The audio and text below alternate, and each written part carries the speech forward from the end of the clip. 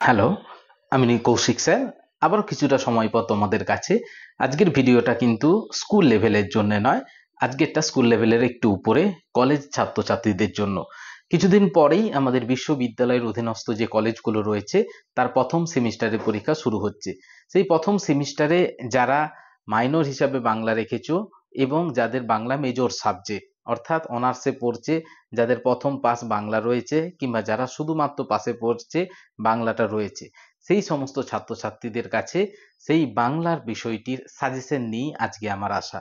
আশা করি এই সাজেশনটা তোমাদের প্রত্যেকের ভীষণভাবে কাজে লাগবে এবং এটা করে যাওয়ার পর আমি মনে করি পরীক্ষার হলে ঢোকার আগে আর কোনো ভয় বা ভীতি কাজ করবে না।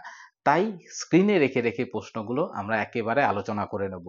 2 নাম্বার, 5 নাম্বার, 10 নাম্বার মিলিয়ে আমাদের পরীক্ষা দিতে হবে কত না 60 নাম্বারের।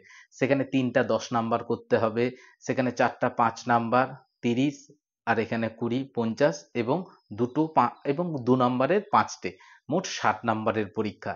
তাই কম নাম্বারের পরীক্ষাটা নয়, একদম এলোমেলো ভাবে গেলে সেখানে কিন্তু সময়টা অন্যরকম ভাবে কাটবে।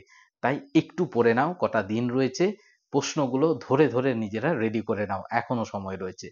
আশা করি নিজেরা একটু বন্ধুদের মধ্যে ভিডিওটা অবশ্যই শেয়ার করবে। আর আমার চ্যানেলে কেউ নতুন হলে চ্যানেলটাকে সাবস্ক্রাইব করতে অবশ্যই ভুলবে না। চলো একদম পড়ানোর বিষয়ে বা সাজেশনের বিষয়টাকে দেখে নিই। স্ক্রিনে দেখি আমাদের কি আসছে। আমি স্ক্রিনে দেখতে পাচ্ছি প্রথমে আমাদের রয়েছে 2 নম্বরের প্রশ্ন।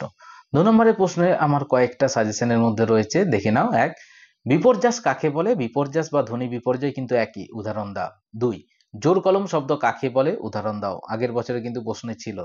3, টিকা লেখো নাসিক্য ব্যঞ্জন, অর্থাৎ এর সংজ্ঞা আর উদাহরণ দিয়ে দিলেই হবে। 4, বিপ্রকর্ষ বা স্বরভক্তি, যেটা মধ্য স্বরাগম সেটাই কিন্তু বিপ্রকর্ষ বা স্বরভক্তি, তার সংজ্ঞা এবং উদাহরণ। পরেরটা দেখতে পাচ্ছি 4 জন সমাজ ভাষা বিজ্ঞানীর নাম। এটা 4জনও পড়েছিল, আবার 2জনও পড়েছিল, দুটো যে প্রশ্ন। ঘোষধ্বনি এবং অঘোষধ্বনি বলতে কি বোঝো? অল্প প্রাণধ্বনি ও মপ্রাণধ্বনি বলতে কি বোঝো? আইপিএ, এখান থেকে কিন্তু প্রশ্ন আসবেই। আটে দেখতে পাচ্ছি আইপিএ এর সম্পূর্ণ রূপ, এর বাংলা নাম, এর দুটি ব্যবহার লেখো। এই তিনটের মধ্যে দুটো অবশ্যই আসবে। নেক্সট কি দেখছি না, কোড এবং কোড বদল কি? পরেরটা সমাজ ভাষা বিজ্ঞানের কয়টি ভাগ ও কি কি? তৎসম শব্দ কাকে বলে? উদাহরণ দাও। মুন্ডমাল শব্দ কাকে বলে? উদাহরণ দাও। ধনাত্মক শব্দ ও অনুকার শব্দ কাকে বলে? খণ্ডিত শব্দ কাকে বলে? উদাহরণ দাও। টিকা লেখো, তৎসম শব্দ অর্থ তৎসম শব্দ তদ্ভব, অর্থাৎ অবলিক দিয়ে রেখেছি, যে কোনো একটা আসবে। আবার পরেরটাই টিকা, দ্বিভাষিকতা বা রেজিস্টার দুটোই করব, যে কোনো একটা অবশ্যই আসা উচিত। পরেরটা দেখছি কি, সমাক্ষর বা সমবর্ণ লোপ কি? উদাহরণ দাও। তারপরে স্বরধ্বনি কাকে বলে বা ব্যঞ্জনধ্বনি কাকে বলে? 2 নম্বরে হিসেবেও পড়তে পারে কিংবা কোনো বড় প্রশ্নের সঙ্গে যুক্তও থাকতে পারে প্রশ্নটা। পরেরটা সাংকেতিক ভাষা কাকে বলে অথবা শরীরী ভাষা কাকে বলে, যেটা সাইন ল্যাঙ্গুয়েজ এবং শরীরী ভাষা মানে প্যারা ল্যাঙ্গুয়েজ, আমরা পড়ে এসেছি। 2 নম্বরে কিন্তু এগুলো দেখব।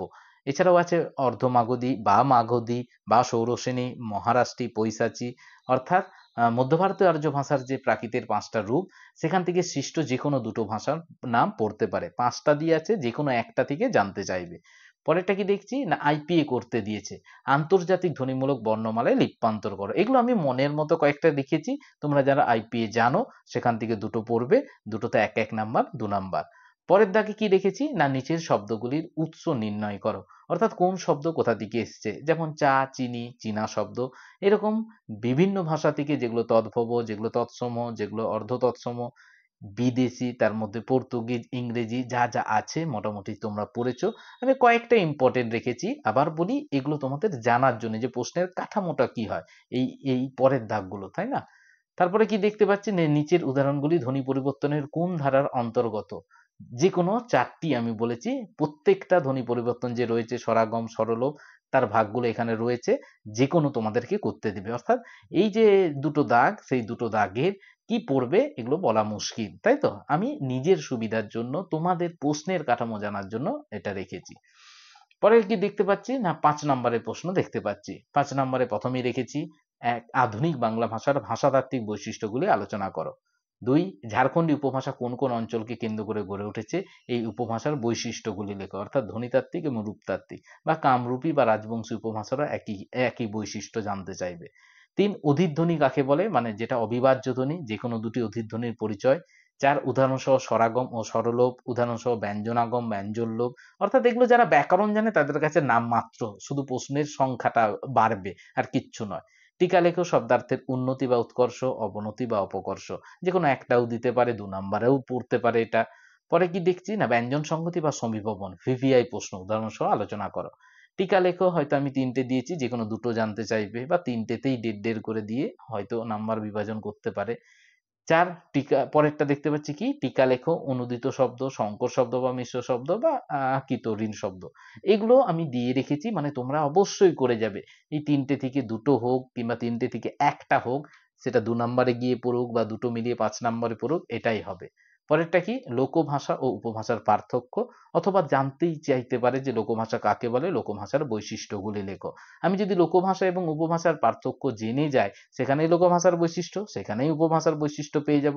তাই আলাদাভাবে আর প্রশ্ন করার দরকার নেই আমার মনে হয়।